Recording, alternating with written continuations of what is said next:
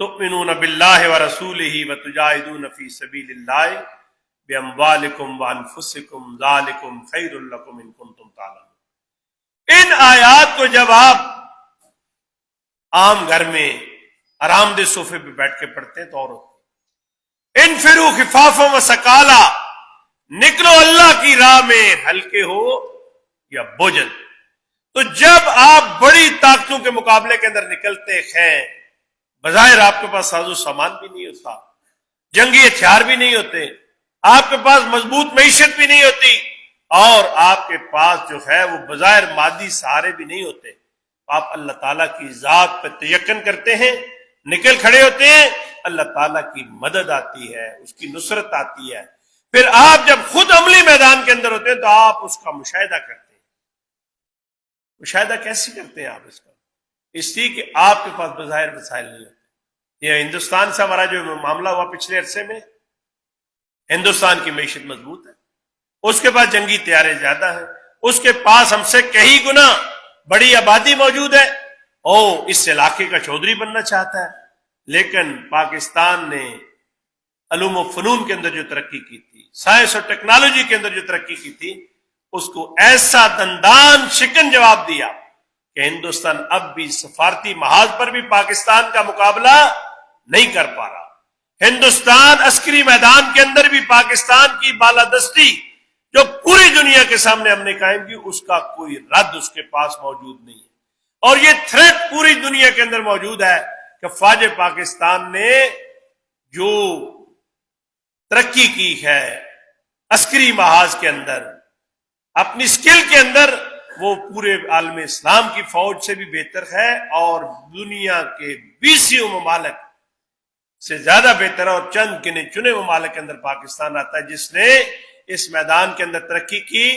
और वो जो कुरान करीम का हुक्म होता है ना कि दुश्मन के मुकाबले के अंदर घोड़े तैयार रखने हैं, ये भी दावती के मैदान है। नबी सल्लल्लाहु अलैहि वसल्लम एक दफा जिहाद से वापस आ रहे थे, तो जिहाद से वापसी पर आमिना के लाल ने यह बात कही कि हम जिहाद असगर से जिहाद अकबर की तरफ लौट रहे हैं। वो जो जंगी जिहाद था, कत्ल और मकातले वाला मामला था, उसे आमिना के लाल ने क्या कहा कि हम जिहाद असगर से जिहाद अकबर की तरफ बढ़ रहे हैं। जिहाद अकबर क्या है? सोसाइटी के अंदर आप रहते हैं, नफ्स की बुराइयां हैं, ख्वाहिशात नफ्स है, माल की मोहब्बत है, और रोशनी है, चकाचौंध है, आंखों को हीरा कर देती है। लेकिन उसके मुकाबले के अंदर एक आदमी अगर खड़ा है, कल जब हम अटक से वापस आ रहे थे तो मोहतरम अमीर जमात की गाड़ी में मैं बैठ गया, हम बलकसर तक चकवाल के इलाके तक इकट्ठे आए, हमें 1.5-2 घंटे मिल गए बातचीत करने। तो उसमें एक बहुत भली बात अमीर जमात ने कही। मुझे उन्होंने पूछा आपके बेटे क्या करते हैं? तो मैंने कहा मेरा एक बेटा तो कैम्ब्रिज में होता है, यूके में, वो जॉब करता है वहां।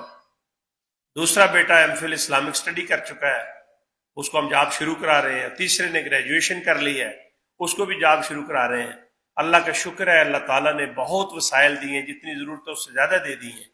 और मैं पूरा टाइम 24 आवर दावत के लिए, जमात के लिए, तंजीम के लिए वक्फ किया। तो मुझे उन्होंने कहा कि हमने भी बेटों को यही कहा है कि आपने इंजीनियरिंग कर ली है, अब आप नौकरी करें, आप वसाइल कमाएं जितने कमा सकते हैं। अगर आपने वसाइल कमा लिए तो अपना घर बना लेंगे, नहीं तो हमारी तरह आप भी किराए के घर के अंदर जिंदगी गुजार लें। यानी आज तक आपके अमीर जमात तो किराए के घर में रहते हैं ना। अच्छा, कराची में कल्चर भी है किराए के घर में रहने का, लेकिन जो सलाहियत अल्लाह ताला ने उन्हें दी है, अगर वो दौलत दुनिया इकट्ठी करने चाहें, अगर वो कारोबार के अंदर जाना चाहें, जितना आगे जाना चाहें जा सकते हैं। लेकिन ये जो दावत का मैदान है, जिसके बारे में ये कहा जाता है ना कि जो आदमी इस काम के अंदर अपने पांव को बारलूद करता है, हदीस तो यही बताती है, आप दीर से दूर दराज पहाड़ों से आए हैं चल के, आपके पांव भी बारलूद हुए। तो मौलाना यूसुफ इस्लाई साहब ने इस पर भली बात कही है। उन्होंने कहा कि वो जो बंदा पैदल चलते हुए जा रहा था ना, मिशकात शरीफ के हवाले से बात है, तो इंसानी रूप में फरिश्ता भी साथ चलता है, वो उससे सवाल करता है जिस शहर जा रहे हो, रिश्तेदारी है, दोस्ती है, कारोबारी ताल्लुक है, उन सारे ताल्लुकात की नफी करता है। पूछता है क्यों जा रहे हो? फिर वो कहता है कि अल्लाह ताला का कोई बंदा रहता है, उससे दीन का फहम सीखना चाहता हूं। تو اس نے کہا تمہارے اس سفر کو اللہ تعالیٰ نے اتنا پسند کیا ہے کہ اللہ تعالیٰ نے اپنی جنت تیرے لیے واجب کر دی. میں اللہ تعالیٰ سے دعا کرتا ہوں کہ آپ کے سفر کو بھی اس کا مصداق بنائے. وہ جو کہا کہ جو پاؤں اللہ کے راستے میں غبار آلود ہو جائیں گے انہیں جہنم کی آگ نہیں چھو سکے. انجینئر آپ کا خیال ہے کتنے ہوں گے پاکستان کے اندر؟ لاکھوں میں بھی ہو سکتے ہیں، ہزاروں میں بھی ہو سکتے ہیں. حافظ نعیم الرحمان صاحب بھی انجینئر ہے. لیکن یہ جو عزت اور مقام اللہ تعالیٰ نے دیا ہے وہ دعوت دین کے میدان کی وجہ سے، اپنے آپ کو تحریک کے لیے وقف کرنے کے لیے. اور یہ جو ہمارا آج کا موضوع ہے وہ بھی تو یہی ہے نا، دعوت جو ہے وہ میری ذاتی کردار.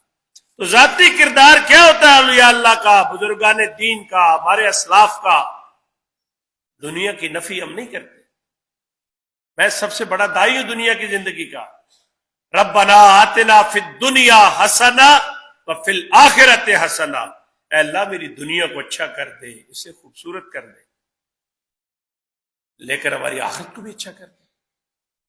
لیکن ایک آدمی دنیا ہی کا کیڑا بن کے رہ جائے، ایک کار کے بعد دوسری، ایک کوٹھی کے بعد دوسری، ایک فیکٹری کے بعد دوسری. یہ آدمی لگانا چاہے تو لگا سکتا ہے نا. جماعت اسلامی کے اندر 20 لوگ ہیں جو کل آئے تھے، چند 100 روپے تھے، چند ہزار تھے، موٹر سائیکلیں نہیں تھی، کروڑوں کے اندر ہے، اربوں کے اندر ہے. یہ دولت اللہ تعالیٰ کی عطا ہے، کس کو چاہے دے دے. یہ تو ہمارے پیمانے نے اس کو اللہ نے زیادہ دولت دی، آدمی نے بڑھا دیتے، اللہ کا فضل ہے. بھئی اللہ کے فضل کی یہ نشانی نہیں ہے، یہ تو آزمائش بھی بن جاتی ہے انسان کی. وہ اولاد جو اس کے لیے آدمی دعائیں کرتا ہے، انبیاء علیہ السلام دعائیں کرتے رہے، اس اولاد کو بھی اللہ تعالیٰ کہتا ہے کہ مال اور اولاد بعض اوقات انسان کے لیے فتنہ بن جاتی. تو میرے بھائی ہو کر میں اور آپ بھی دائی ہیں. تو سب سے پہلے میں اپنے ذاتی کردار پہ توجہ دوں. لوگ ہمارا کردار دیکھ کے چلتے پھرتے اٹھتے بیٹھتے اس کردار کی وجہ سے لوگ متاثر ہو جائیں کہ یہ وہ فرد ہے. اور ہمارے اکابرین اور ہمارے اسلاف، میاں طفیل محمد صاحب، مولانا مودودی رحمۃ اللہ علیہ کو تو میں نے نہیں دیکھا. میاں طفیل محمد صاحب جب نماز پڑھتے تھے، حافظ سیف الرحمان صاحب تو ڈاکٹر صاحب تو منصورہ میں دیکھتے رہے، اتنا انہماک ہوتا تھا ان کا، ادھر ادھر کی کوئی فکر نہیں ہوتی تھی، اور پتہ چلتا تھا کہ اللہ تعالیٰ کو بندہ نماز پڑھ رہا ہے. سید منور حسن صاحب نماز میں کھڑے ہوتے تھے تو لوگ رش کرتے تھے کہ یار اللہ کے سامنے تو اسی طرح کھڑا ہونا چاہیے. اور ہم کس طرح کھڑے ہوتے ہیں ویسے؟ آدھی داڑھی کی سیٹنگ نماز میں، حتیٰ کہ ابرو تک ٹھیک کر لیتے ہیں، ایسے ہی ہے نہیں. اور اگر کوئی بٹن کھلا رہ جائے تو وہ بھی بند کرنے کا نادر موقع نماز ہی ہوتی ہے.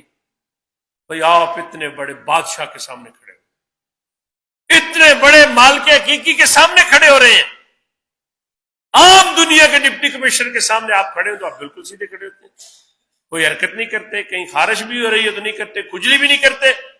تو بادشاہوں کے بادشاہ کے سامنے کھڑے ہو کر اللہ اکبر کرنے کے بعد آپ کو ساری زیب و زینت اپنی یاد آتی ہے کہ اس کو بھی ٹھیک کرنا ہے. آپ اس تصور کے ساتھ کھڑے ہو کہ اللہ تعالیٰ آپ کو دیکھ رہا ہے، اور وہ واقعتاً دیکھ رہا ہو. اسی اعتبار سے جب میں اور آپ دعوت دین کا کام کرتے ہیں تو ہمارے اڑوس پڑوس سے گواہی کیا آنی چاہیے؟ یہ گواہی آنی چاہیے کہ ہم نے اس کو ہر حال میں دیکھا ہے، اس کی خلوت کو بھی، اس کی جلوت کو بھی. اور نبی صلی اللہ علیہ وسلم کے بارے میں جو قریب ترین لوگ تھے ان کی گواہیاں اکٹھی کر لیں اور میرے اور آپ نے قریب لوگوں سے گواہیاں لے لیں تو ذات نظر آئے گا. آمنہ کے لال کی پہلی گواہی، امت کی ماں عائشہ صدیقہ رضی اللہ تعالیٰ عنہ سے کسی نے پوچھا کہ نبی صلی اللہ علیہ وسلم کا اخلاق کیسا تھا؟ امت کی ماں کہتی ہیں کہ آپ نے قرآن نہیں پڑھا. پورے کا پورا قرآن نبی صلی اللہ علیہ وسلم کے مجسم اخلاق کا نمونہ. پھر دوسری گواہی آپ کے ذاتی ملازم حضرت انس بن مالک نے دی تھی. خدیجۃ الکبریٰ رضی اللہ تعالیٰ عنہ نے تحفے کے طور پر یہ ملازم دیا تھا. وہ کہتے ہیں کہ نبی صلی اللہ علیہ وسلم نے ساری زندگی جتنا عرصہ میں ان کے پاس رہا مجھے نہیں جھڑکا، ناراض نہیں ہوئے.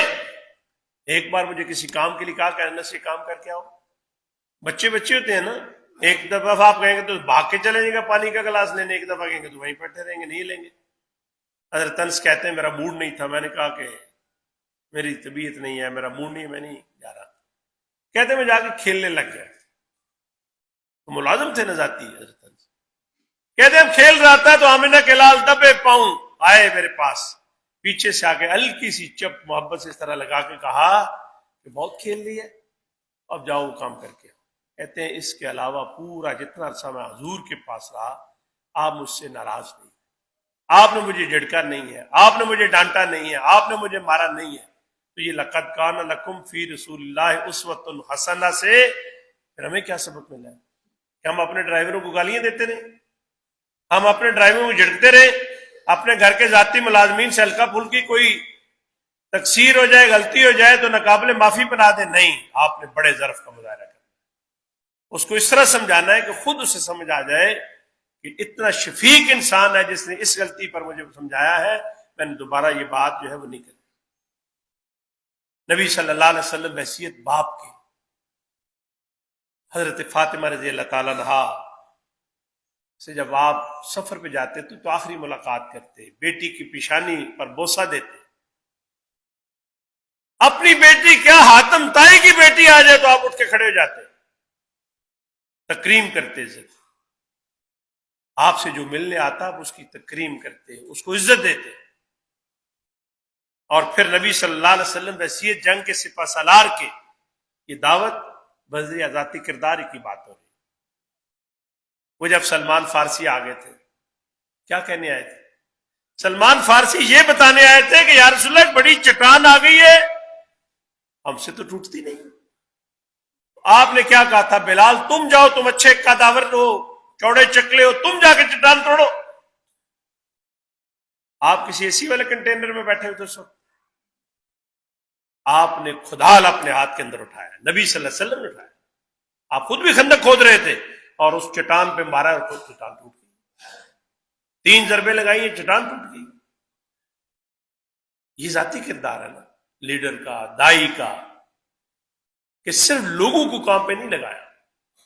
مسجد نبوی کی تعمیر ہے آپ بھی کام کر رہے ہیں، خندق کھودی جا رہی ہے آپ بھی کام کر رہے ہیں۔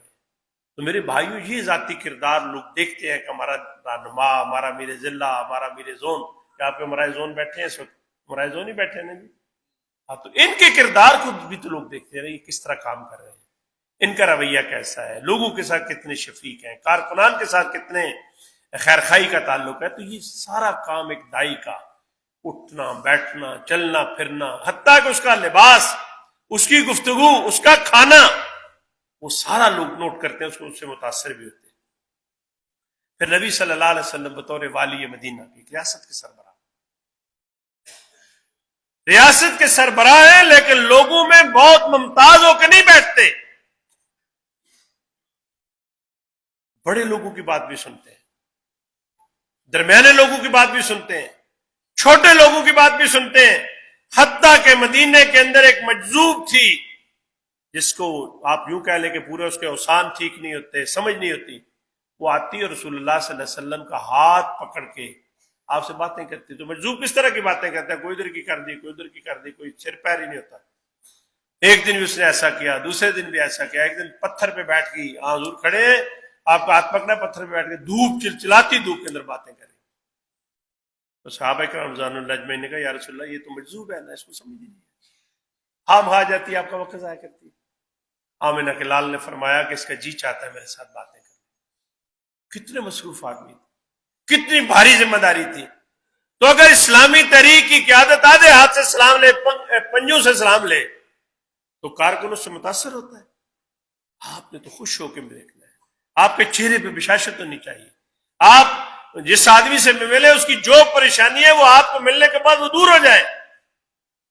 لیکن اگر آپ کا رویہ یہ ہو کہ آپ میرے پاس ہی آ جاتے ہیں، مجھے اور بہت سارے مسائل ہیں، کتنے دھندے ہیں، یہ مسائل ہیں، یہ مسائل ہیں، آپ اپنا پورا دفتر کھول کے بیٹھ جائیں گے، تو وہ شخص آپ سے متاثر جو ہے وہ نہیں ہو۔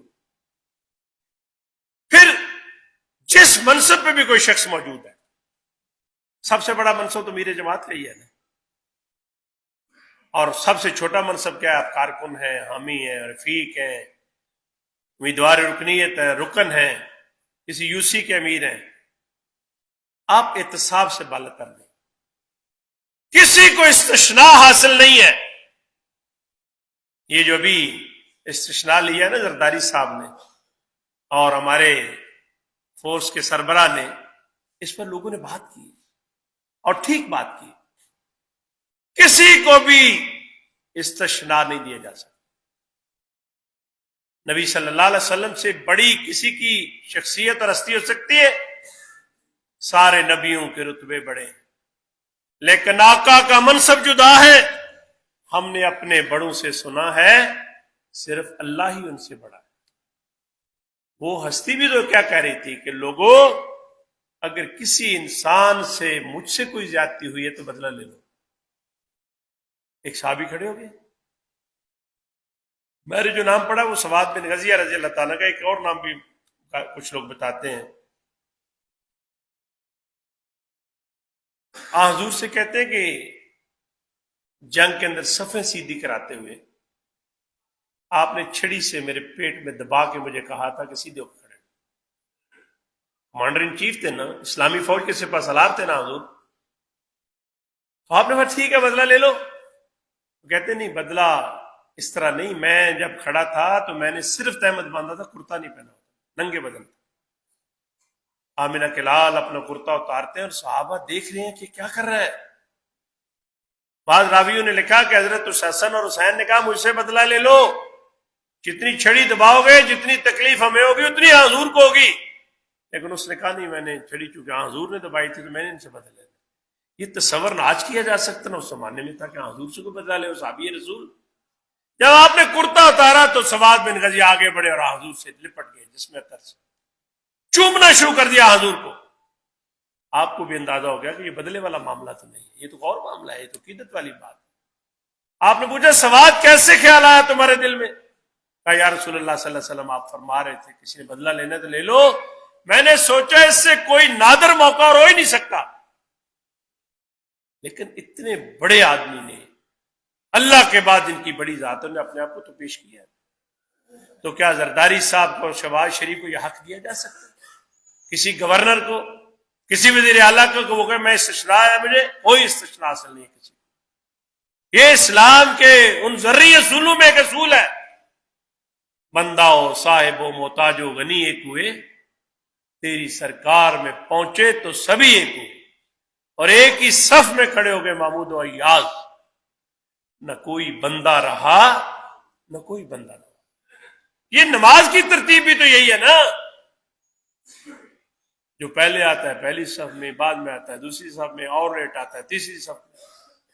وہاں کسی چودھری اور کسی خان اور کسی وڈیرے اور کسی سردار اور کسی گنڈا پور اور کسی نیازی اور کسی ارائی اور گجر کا استثناء ہوتا ہے؟ نہیں ہوتا ہے نا. تو یہ تہذیب کس نے ہمیں سکھائی ہے؟ یہ رسول اللہ صلی اللہ علیہ وسلم نے سکھائی. لوگ ہمارا لٹریچر پڑھ کے بھی جماعت کے حصہ بنتے ہیں، لوگ ہمارے دروس قرآن سن کے بھی جماعت کے اندر آتے ہیں، لوگ سیرت پہ ہماری گفتگو سن پہ بھی قریب آتے ہیں.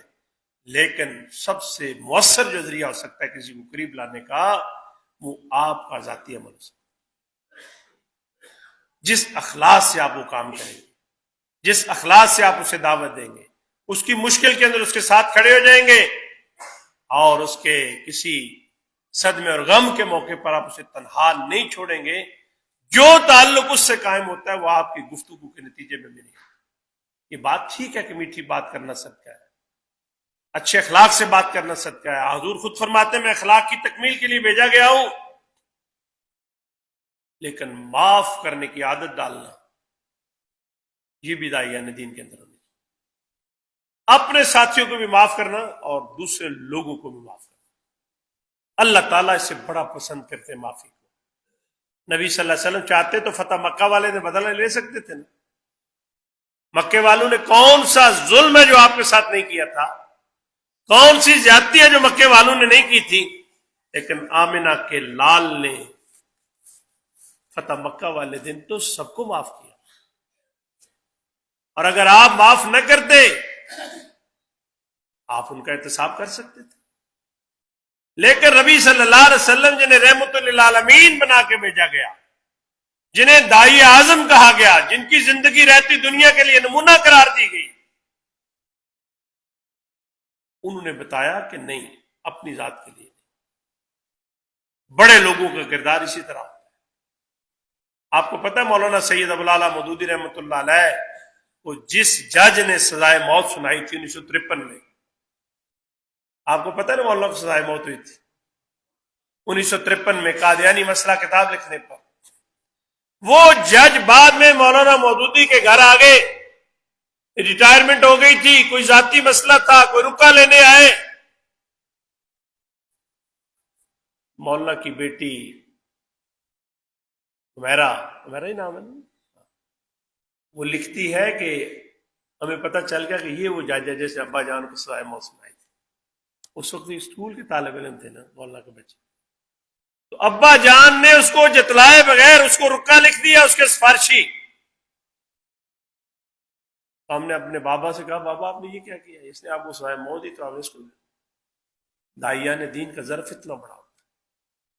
سلام اس پر کہ جس نے گالیاں سن کر دوائیں دیں، سلام اس پر کہ جس نے خون کے پیاسوں کو کبائیں دی، سلام اس پر کہ جس کے گھر میں چاندی تھی نہ سونا تھا، سلام اس پر کہ ٹوٹا بوریا جس کا بچونا تھا، سلام اس پر کہ جس کا ذکر ہے سارے صحائف میں، سلام اس پر کہ جو مجروح ہوا بازار طائف. میں ایک آدھ بات بچوں کے لیے بھی کرنا چاہتا ہوں. نبی صلی اللہ علیہ وسلم کی بیٹی سیدہ فاطمہ رضی اللہ تعالیٰ عنہ کہتی ہیں حسنین کریمین امام حسن اور امام حسین چلچلاتی دھوپ میں کھیلنے چلے گئے. ماؤں کو فکر ہوتی ہے بچوں کی، تو سیدہ فاطمہ کہتی ہیں کہ بابا حسن اور حسین کھیلنے چلے گئے ہیں، سخت دھوپ ہے، آپ انہیں بلا کے لے آئے. نبی صلی اللہ علیہ وسلم گئے تو حسن اور حسین رضی اللہ تعالیٰ جنتی نوجوانوں کے سردار کھیل رہے تھے. حضور رکے، آواز نہیں دی کھیلتے ہوئے. جب وقت زیادہ لگ گیا نا، وہ قریب ہی کھیل رہے تھے گھر کے، حضور ذرا لیٹ پہنچے تو سیدہ فاطمہ نے پوچھا کہ بابا کیا یہ دور چلے گئے تھے کھیلنے کے لیے؟ کھیلتے کھیلتے کہا نہیں بیٹی گھر کے قریب ہی کھیل رہے تھے. پوچھا تو آپ نے پھر اتنی دیر کیوں لگائی؟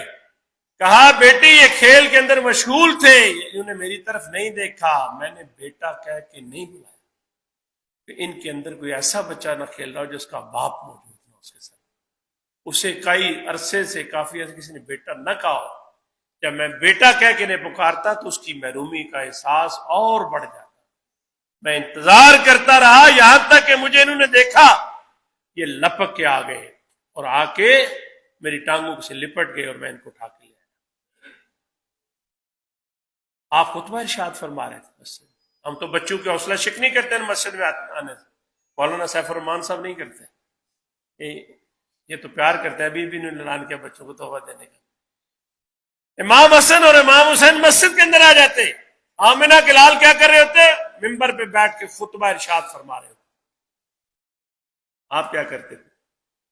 ہم پنجاب والے پتہ کیا اندر، اور بچے باہر مسجد سے نماز کھڑی ہو بچے باہر، بھائی بچوں کو باہر نکالیں، صف میں نہیں کھڑا ہونے دیتے. آمنہ کے لال اپنے صحابہ سے کہتے تھے پکڑ لیجیے یہ گر نہ جائے، اور اتنا کہہ کہ قرار نہیں آتا تھا. صحابہ تو جان چھڑکتے تھے نا، پسینہ نہیں گرنے دیتے تھے نا. انہیں کہا پکڑ لیجیے. آمنہ کے لال خود خطبہ چھوڑ کے نیچے اتر آتے، دونوں کو اٹھاتے، ایک کو دائیں بٹھاتے ایک کو بائیں بٹھاتے، پھر خطبہ دینا شروع کرتے. وہ ایک قوال ہے، پتہ نہیں عزیز میاں ہے نصرت فتح علی، میں تو نہیں سنتا، بس کہیں بس میں کان میں آواز پڑ گئی. وہ کہتے ہیں سجدے میں تھے حضور، چڑھے پشت پر حسین، عبادت کھڑی رہی بیٹھے رہے حسین. سجدہ لمبا ہو گیا ہے. بچوں سے شفقت کرنا ہم سیکھیں کہ ہمارے دفاتر کے اندر آئے تحفے طائف، اور میں اللہ ریاکاری سے بچائے، ہمارا جو مرکز ہے اس میں عام نمازوں کے اندر 65-70 بچے آتے ہیں، 8ویں کے، 9ویں کے، 10ویں کے، 6ٹی 7ویں کے. میں کئی دفعہ اپنے ساتھیوں کو کہتا ہوں ان کے استاد صاحب سے اجازت لے کر روکیں، گرمی ہے تو ان سب کے لیے جوس منگوائیں، اور اگر سردی ہے تو پھر کوئی اور ان کو تحفہ دیں. اور عید کی نماز میں جب پڑھاتا ہوں اپنے مرکز گجرات میں تو میں گھر سے پیسے لے کے آتا ہوں، جیب میں نئے نوٹ نہیں ہوتے بینک سے جو ملتے ہیں، تو میں ہر بچے کو بلا تفریق دیتا ہوں. اس کا کیا ہوتا ہے، بچے اور خوش ہوتے ہیں. پھر نئے نوٹ کی اور کشش ہوتی ہے، چھوٹی چھوٹی معصوم خواہشیں ہوتی ہیں. ہماری مسجد کے بچے، جب میں مسجد میں داخل ہوتا ہوں تو سارے اکٹھے ہو جاتے ہیں. میں اپنے گاؤں جاتا ہوں تو گاؤں کے چھوٹے چھوٹے بچے میرے پاس آتے ہیں، سلام لیتے ہیں. وہ لوگ کہتے ہیں آپ نے ان کو کیا کیا ہے؟ میں نے کہا میں نے کیا کرنا ہے ان کو. میں نے ایک دفعہ الیکشن لڑا تو اس کے بعد ہم نے راشن دیا گاؤں میں، ہر گھر میں دیا. تو میں نے بچوں کے لیے ایک ڈبہ بنایا پلاسٹک بڑا، اس میں 2-3 چاکلیٹیں، اس کے اندر 1-2 بسکٹ، اس کے اندر نمکو، اس کے اندر پتہ نہیں اور جو اچھا کھانا. تو وہ ایک ڈبہ تھا، اس میں میری تصویر لگی تھی. وہ گھر والوں کو تو راشن مل گیا، کسی کو چاول مل گئے، چینی مل گئی، آٹا مل گیا. بچوں نے دیکھا کہ چاکلیٹیں ہیں، ٹافیاں ہیں، بسکٹ ہیں، اس سے زیادہ چیزیں جو میں کہہ رہا ہوں، اس سے زیادہ تھی ایک ڈبے. اب وہ ہر بچے نے دیکھا کہ یہ چیز ہمارے، انہوں نے کیا کر دیا، آٹا آیا گھر میں، چینی آئی ہے، دال آئی ہے. تو بچوں سے شفقت کرنا ہم سیکھیں. پھر جو سماج کے پسے ہوئے طبقات کے لوگ ہوتے ہیں، آپ تھوڑی سی محبت ان کے کر کے دیں.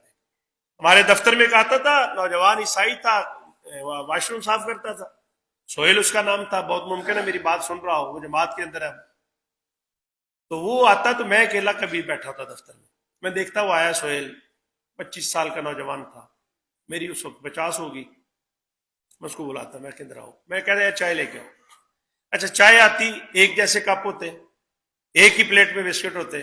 میں اس کے ساتھ بیٹھتا، وہ بھی بسکٹ اٹھاتا، میں بھی اٹھاتا، وہ بھی چائے پیتا، میں بھی پیتا. 4-5 دفعہ ایسا ہوا. وہ شاشتر اور حیران تھا کہ اتنی بڑی بلڈنگ ہے، اس کا یہ ہیڈ ہے. وہ یہی ہوتا ہے، یہی اتدا چودھری ہے، یہ ہمیں ساتھ بٹھاتا ہے، چائے پلاتا ہے.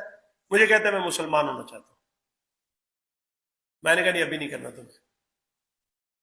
میں کہا کہ بہت مسلمان ہیں، 1:45 ارب ہے، تو ایک تم آ جاؤ گے تو 1:45 ارب سے ایک بڑھ جائے گا، نہیں آؤ گے تو. میں اس کے گھر گیا، اس کے والد کو بٹھایا، اس کی والدہ کو بٹھایا، اس کی بہنوں کو بٹھایا. میں نے کہا یہ ہمارے دفتر جاتا ہے، یہ مسلمان ہونا چاہتا ہے، آپ کو کوئی اعتراض ہے؟ کہنے لگے میں کوئی اعتراض نہیں ہے. پھر میں نے اس کو مسجد میں بٹھا کے کلمہ پڑھایا. اس کی وہ اگلی مشکلات بھی حل کی، ورنہ وہ خاندان عرصہ حیات تنگ کر دیتا ہے.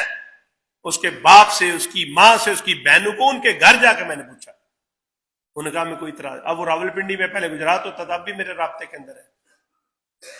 آپ تھوڑا سا تو کسی کی طرف جھکے نا جی. آپ امیر ضلع تو سرخاب کے پر لگے، آپ امیر صوبہ ہیں تو آپ کو جنت کا کوئی گرین کارڈ آ گیا. حدیث کے اندر آتا ہے کہ بہت سارے بندے ایسے ہوتے ہیں کسی مجلس کے اندر نہ ہوں، وہ تربیت گاہ میں دیر سے نہ آئے، کوئی ان کا پوچھتا بھی نہیں ہے، کسی کو پتہ بھی نہیں ہوتا کہ وہ نہیں آیا. وہ مجلس کے اندر آ کے بیٹھ جائیں، کسی کو پتہ ہی نہیں چلتا آپ کو بیٹھ گیا. وہ مجلس سے اٹھ کے چلے جائیں، کسی کو پتہ نہیں چلتا اٹھ کے چلا گیا. ہوتے ہیں نا ایسے بندے معاشرے میں، آ جائیں تو پوچھتا کوئی نہیں، چلے جائیں تو روکتا کوئی نہیں. آمنہ کے لال فرماتے ہیں وہ اپنے نام کی قسم اٹھا لیں، اللہ کے نام کی قسم اٹھا لیں، اللہ تعالیٰ ان کی قسم کو پورا کر دے. یہ جو اولیاء اللہ کا تصور ہے نا، یہ جو بزرگان دین کا جو تصور ہے، یہ جو صوفیاء کا تصور ہے، میں اس تصور کی نفی نہیں کر رہا. ہمارے تو مرشد مولانا مودودی رحمۃ اللہ علیہ خاندان چشت کے ایک بہت بڑے صوفی تھے.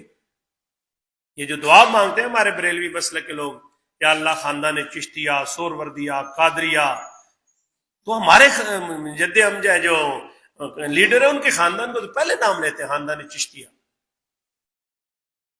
تو سید مودودی تو بہت بڑے. سید مودودی کہتے ہیں کہ میں ایک شہر کے اندر جب گیا نا گفتگو کرنے کے لیے، تو وہاں لوگ سوال پوچھتے ہیں امیر جماعت سے. اس وقت امیر جماعت ان کا مولانا وہ پرانے بزرگان دین اور اولیاء اللہ اب تو نظر نہیں آتے. بڑے بڑے نام لے لیے. مولانا نے کہا میں تو ابھی آپ کے شہر میں، ابھی میں آپ کے علاقے میں اللہ کے ایک ولی سے پشاور مل کے آیا ہوں، کیونکہ دیر ٹرین نہیں جاتی اس لیے دیر کا میں نے نام لے لیا. تو لوگ حیران رہ کہ ہمارے علاقے میں ولی اللہ رہتا ہے، ہمیں پتہ ہی نہیں ہے، اور مولانا مودودی اس کو مل کے آئے. مولانا کہتے ہیں میں ٹرین سے آ رہا تھا، ٹرین سے نیچے اترا، کلی لپکے ٹرین کی طرف. روزی روٹی کا انتظام ہوتا ہے نا، مسافروں کا سامان اٹھاتے ہیں، باہر گاڑیوں پہ رکھواتے ہیں، پیسے ملتے ہیں، مزدوری ملتی.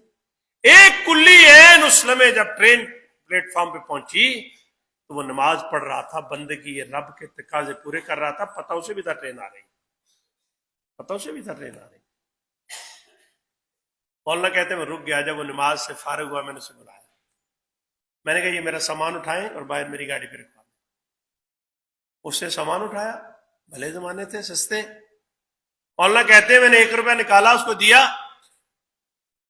وہ کلی کہتا ہے بڑے میاں میری مزدوری 8 آنے بنتی، 8 آنے اس نے واپس کر دی۔ مولانا کہتے ہیں اگر وقت کا ولی وہ نہیں تھا تو کون تھا؟ جب اس کے بچوں کی روزی روٹی کا انتظام ہونے جا رہا تھا وہ بندگی رب کے تقاضے پورے کر رہا تھا۔ جب روٹی مل گئی، رزق آ گیا، اپنے حصے سے زیادہ اجرت لینے سے انکار کر دیا۔ آپ میڈیکل سٹور کر رہے ہیں، کریانے کی دکان پہ ہیں، آپ ڈاکٹر ہیں، آپ انجینئر ہیں، آپ وکیل ہیں، رب کا بلاوا آ گیا ہے، مسجد سے اللہ کی کبریائی کا وعدہ بلند ہو گیا ہے۔ آپ اگر اس وقت بھی اپنے پوٹے جو ہیں، یہ پور جو انگلیوں کے، ان کو کرنسی گننے پہ استعمال کر رہے ہیں اور آپ کو رب کے بلاوے کی فکر نہیں، تو اپنے ایمان پہ تو غور کرنا چاہیے۔ سید منور حسن صاحب جس روٹ پہ سفر کرتے تھے اس رستے کی مسجدوں کے نمازوں کے اوقات انہیں معلوم ہوتے کہ کس مسجد میں کتنے بجے جمعہ ہوتا ہے، کس مسجد کتنے نماز ہوتی ہے۔ اور اسی اعتبار سے میرے بھائیوں میں آپ سے یہ بات عرض کروں، کوئی لمبا چوڑا وعدہ آپ کو نہیں آتا، نہ ہے بے شک، آپ سنجیدہ ہو جائیں اپنی دعوت کے لیے۔ ہمارے ایک ساتھی ہوتے تھے، فوت ہو گئے ہیں، یونیورسٹی بنائی تھی انہوں نے، مولانا وش شاید کیا نام تھا ان کا، طیب گلزار صاحب۔ طیب گلزار صاحب نے ایک واقعہ سنایا کہ اسلام آباد میں بڑے بڑے ہائی رائز بلڈنگ بنتی ہیں، 15 منزلہ، 14 منزلہ، 10 منزلہ۔ وہ بلڈنگ بن رہی تھی، جماعت اسلامی کا ایک سادہ نو رکن ان پڑھ کو تو ویسے اس طرح سے رہا تھا، میں پڑھے ہی نہیں، میں کیا کروں جی۔ وہ چائے کا کھوکھا اس نے باہر بنا لیا۔ کوئی بلڈنگیں مہینوں نہیں بنتی، سالوں بنتی ہیں ایک بلڈنگ۔ تو لوگ چائے پیتے ہیں، اسلام آباد میں بڑا رواج ہے اس طرح کے ہوٹلوں کا، ایسے چھپر کانٹ ہم کہتے ہیں، انٹر کانٹ کا مقابلہ چھپر کانٹ ہے، چھپر ہے۔ تو میں خود بھی اسلامی یونیورسٹی میں جب تھا تو ہم چھپر کانٹ ہوٹلوں سے چائے پیتے تھے۔ وہ بندہ جو بھی آتا نا، چائے کا جو شوقین ہوتا ہے وہ بڑا نشہ ہوتا ہے اس کو، تو وہ چائے بنانے کے لیے اس کو کہتا کہ اچھا میں تمہارے لیے اچھی چائے بناتا ہوں، پہلا برتن اس کو صاف کرتا ہوں اور آپ کے لیے اسپیشل چائے بناتا ہوں۔ وہ بندہ بیٹھ جاتا، وہ اس کو سلامتی کا راستہ، کوئی چھوٹا موٹا پمفلٹ، کلمہ طیبہ کے معنی یہ پکڑاتا اور کہتا یار مجھے پڑھ کے سناؤ، میں تمہارے لیے اچھی چائے بناتا ہوں۔ وہ چائے بھی بنتی رہتی، وہ پمفلٹ سناتا رہتا، جب چائے بن جاتی تو اس دوران وہ چائے پیتے پیتے مکمل ہو جاتا، اسے بھی بڑا مزہ آتا، مولانا کی تحریروں کے اندر بڑی جان ہوتی۔ تو وہ اگلے دن پھر آتا تو اس چکر میں کہ چائے اچھی بنا کے دیتا ہے، وہ اپنے چکر میں یا اپنے چکر میں وہ چائے اچھی بناتا اچھی۔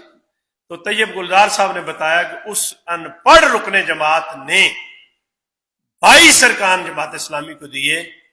میرا خیال ہے 22 ارکان اگر میں ہاتھ اٹھواؤں تو شاید ایک ہاتھ بھی میرے سمیت نہ اٹھے کہ جس نے جماعت اسلامی کو 22 ارکان دیے۔